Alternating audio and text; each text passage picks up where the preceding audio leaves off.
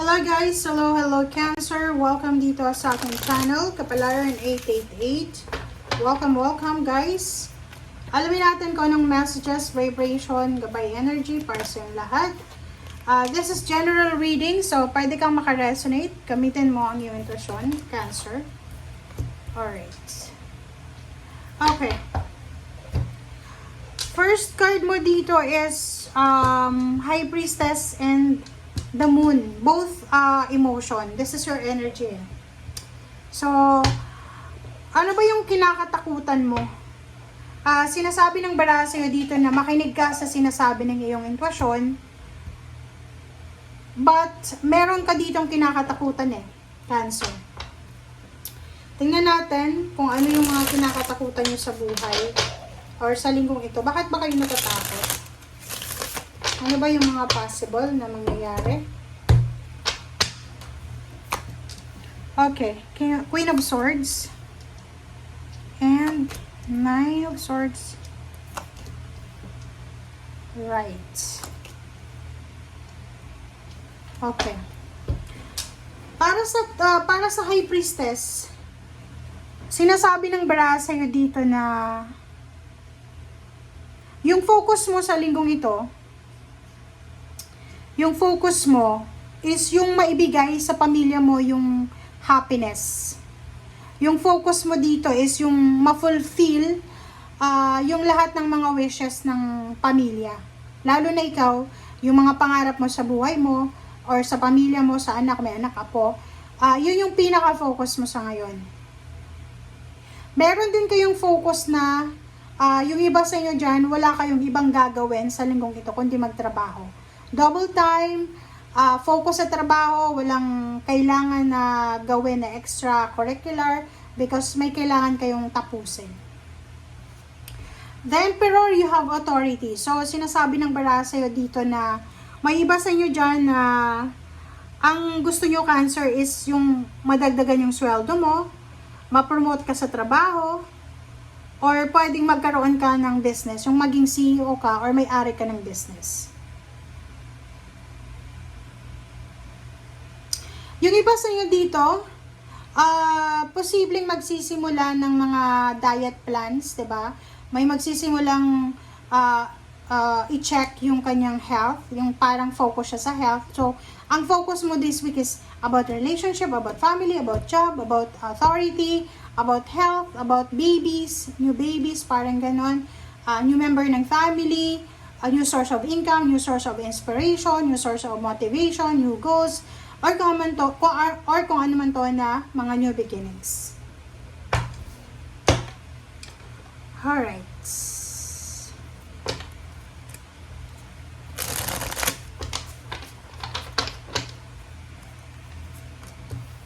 Okay, the Sun. Nakikita ko sa iyo dito na sobra-sobra yung kagustuhan mo na maging masaya sa buhay. Parang lahat ng ginagawa mo sa ngayon, ginagawa mo siya because gusto mong maging masaya.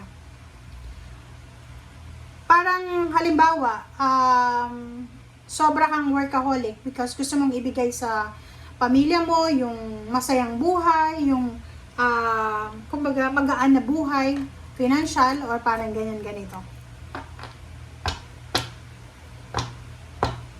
Pero meron ditong the Moon, so ang sinasabi ng baraha sa'yo, medyo natatakot ka. Medyo natatakot ka na natatakot ka na baka hindi mo naibibigay yung kaligayahan na dapat para sa pamilya mo.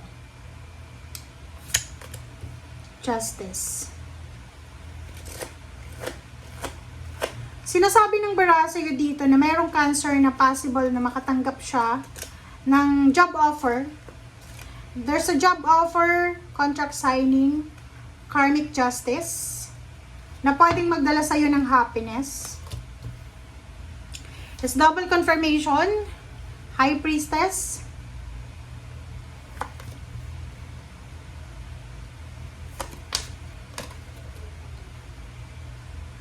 Okay.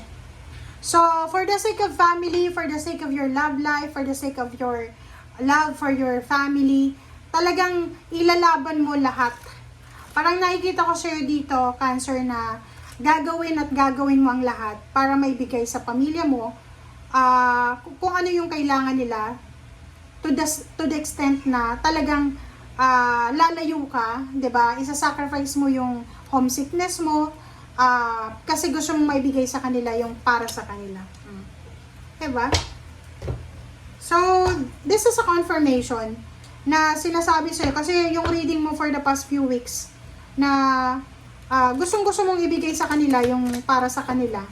Pero hindi ka pa nakakapag-desisyon. But now sinasabi ng barahan na gagawin mo talagang lahat. Okay, paglalaban mo. Ilalaban mo talaga. Okay. 'Di ba? Tingnan mo. Balanse sa pera. Gagawin mo ang lahat, Cancer, para lang maayos yung financial mo. Gagawin mo ang lahat para matapos na yung problema na to sa salapi.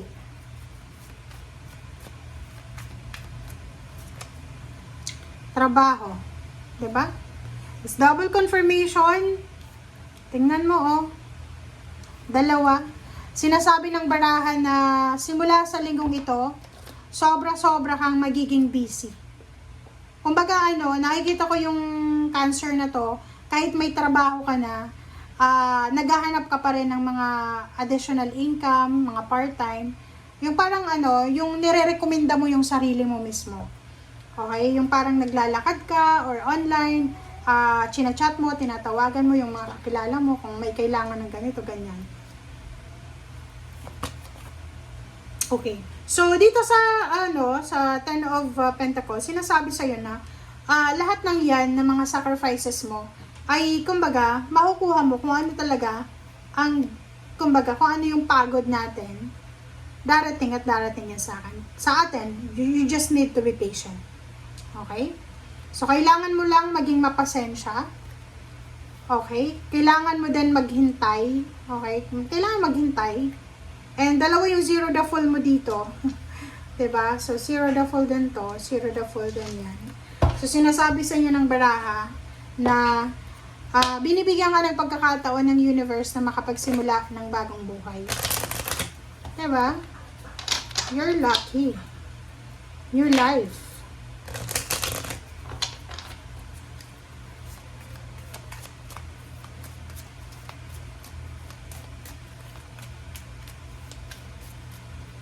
Okay, Cancer, birthday. A significant birthday holds the answer to your question. Okay, so this is, parang sinasabi ng barahan na may birthday celebration na magaganap. Okay, there's a birthday celebration or occasion.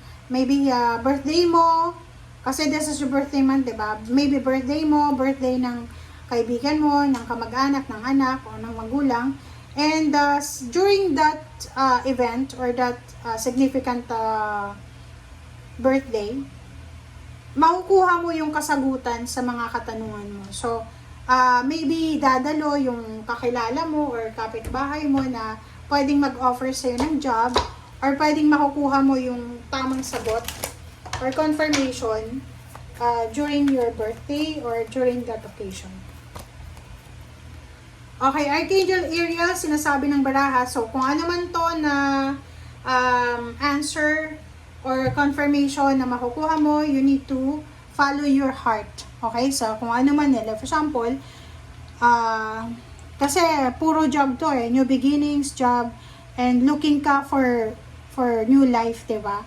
So, kung ano man ang parang risky na offer na darating sa'yo or pwedeng clarity or clarification or answer, outcome na darating sa'yo, you need to follow your heart. Okay? So, wag agad-agad go nang hindi mo naman pinag-iisipan. Okay?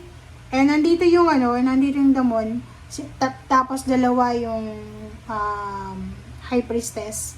Sinasabi na follow your intuition, follow your heart, follow your intuition. And alisin mo sa puso mo yung illusion of fear para hindi ka matakot, mag-pray ka. And kung hindi ka sigurado sa actions mo or sa decision, wag mo munang gawin. Okay? Thank you guys. Bye!